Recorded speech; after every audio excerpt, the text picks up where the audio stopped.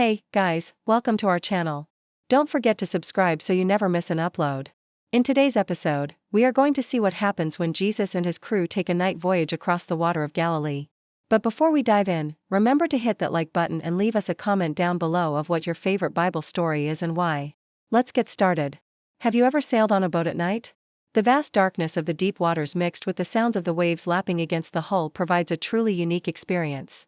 If you have ever done so, you may have felt a sense of unease or fear as the reality of being surrounded by water on all sides kicks in. Now imagine being in that situation without the security of modern navigation tools or lifebuoys. And you begin to understand the terror that the disciples must have experienced during their night voyage across the Sea of Galilee. Mark chapter 6, verses 45 to 52 tells the story of Jesus sending his disciples out into the sea for a voyage they were not prepared for. And this unpreparedness was about to teach them a valuable lesson about faith in Jesus. After dismissing the crowds, Jesus instructed his disciples to board the boat and cross over to the other side of the lake. Probably Bethsaida, which was on the northern shore of the Sea of Galilee. We know from previous scriptures that Jesus frequently traveled back and forth between this area and Capernaum, which was near to where he had just been. So it was most likely that they would have to sail back towards this area if they were to continue their journey on foot. It was around this time that Jesus dismissed the crowd. It was evening when the crowds regressed, which caused Jesus to tell his disciples to get into the boat and cross to the other side of the lake. This request came as a surprise to the disciples because it was late in the day and they had no preparation for such a voyage. Perhaps they had never sailed during the hours of darkness and were unsure about the perils that lay ahead. Or maybe they weren't experienced enough to navigate the treacherous Sea of Galilee after sunset. Whatever the reason, they needed to put their trust in Jesus and believe that he would guide them through the night. As soon as the disciples obeyed Jesus and stepped into the boat, the wind began to blow hard against them. In addition, the waves started crashing onto the boat, threatening to capsize it. These natural elements were no match for the tiny vessel carrying the disciples, and they found themselves in grave danger.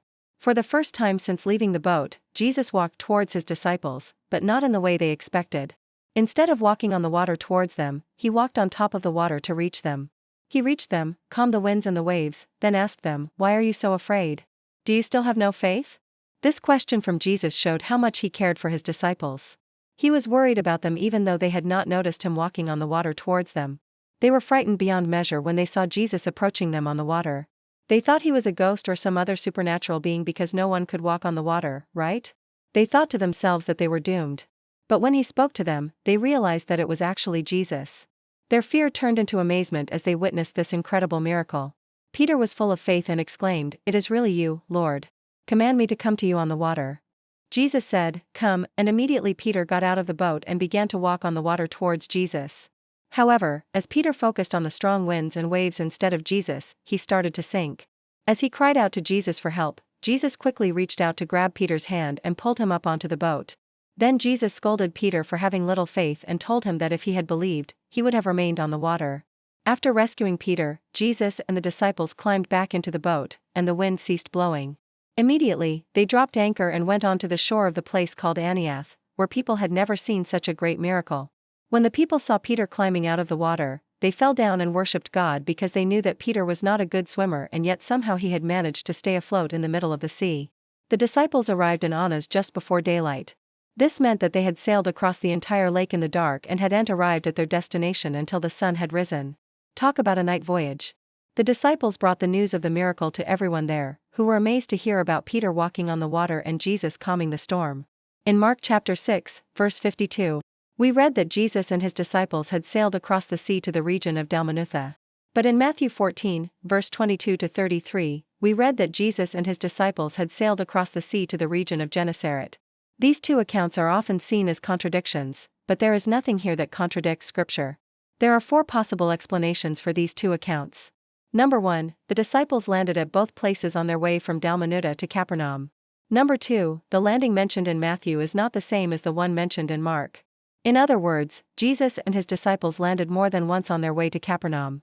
Number 3, the Gospels do not necessarily state that only one landing took place. Since the Gospels do not explicitly say that there was only one landing, it is possible that there were multiple landings along the way. Number 4, the Gospels could be considered as referring to different locations called Dalmanutha and Gennesaret. This passage teaches us several important lessons that we need to apply to our lives today. Firstly, it shows us how important it is to listen to Jesus.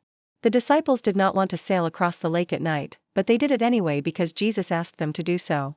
Sometimes God asks us to do things that are difficult and scary, but we must trust that He will be with us every step of the way. Secondly, it teaches us that we should not be afraid of the circumstances that we face.